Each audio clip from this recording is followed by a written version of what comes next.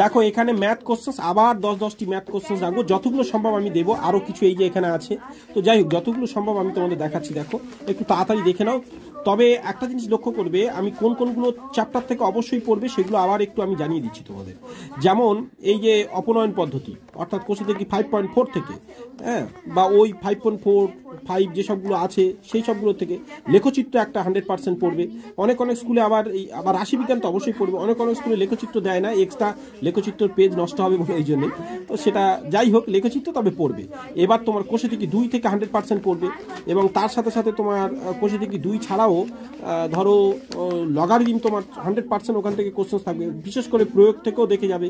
এরপরে তোমার 30, 27, 24 এইসব উপপাদ্যগুলো ভালো করে ফলো করবে।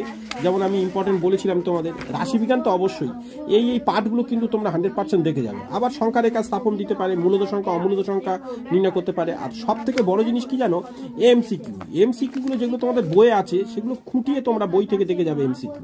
অর্থাৎ এমসিকিউ যেমন এইরকম এমসিকিউগুলো, এগুলো কিন্তু তোমাদের এক্সামে পড়বে। অর্থাৎ এমসিকিউ বই থেকে দেখলে প্রায় 80% এমসিকিউ ওই বইয়ের ভিতর থেকেই কিন্তু ক্যারি করা যাবে, বইয়ের মধ্যেই তোমাদের পড়বে, ফলে খুব একটা অসুবিধা হবে না। কিন্তু ওইগুলো বারবার তোমরা প্র্যাকটিস করে যাবে, মুখস্থ করে যাবে। যেমন এখানে আরও একটা নতুন স্কুলের কোশ্চেন সেট তোমাদের রাখছি, দেখো এখানে লক্ষ্য করো। এবং পরের পেজ আমরা চলে আসছি, পরের পেজ এখানে দেখো, এটাকে দেখো। এবং এখানে কিন্তু অনেক রকমের প্রশ্ন, যেমন এই দেখো একটু আগে বলছিলাম রুট টু সংখ্যা রেখা স্থাপন। আর এইখানে দেখো পরের কোশ্চেন, এই দেখো অপনয়ন। তবে এই অপনয়ন আর বিষয়টা একটু বলি, সমাধান করার ক্ষেত্রে যেমন এই লেখচিত্র আর এখানে সমাধানের ক্ষেত্রে কোনো নিয়ম বলে দেয়নি।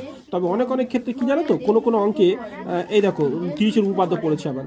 তবে সমাধানের ক্ষেত্রে অনেক অংশে তোমার অপনয়ন না তুলনামূলক না বজ্রগুণন না পরবর্তী পদ্ধতি পরিবর্তন পদ্ধতি সব কিন্তু সেখানে স্পষ্ট উল্লেখ করে দেবে কারো ক্ষেত্রে। তাহলে সেই অনুযায়ী তোমাদের একটু প্র্যাকটিস করে যেতে হবে। তবে আমাদের এই দিকের স্কুলগুলোতে দেখছি সচরাচর উল্লেখ করে দেয় না, খুব কম স্কুলে শুধু এক কথাই বলে দেয় সমাধান করো। তা তোমার যে পদ্ধতিটা পছন্দ তুমি সেই পদ্ধতিতে অঙ্ক করে আসতে পারবে। তবে যদিও অপনয়ন বা পরিবর্তন বা তুলনামূলক বা বজ্রগুণন যেই নিয়মে তুমি করো প্রত্যেকটা অধ্যায় থেকেই পড়ার চান্স থাকবে, প্রত্যেকটা অধ্যায় থেকেই পড়তে পারে, কিন্তু নির্দিষ্ট তোমার যে নিয়মে তুমি সেটা করতে পারো।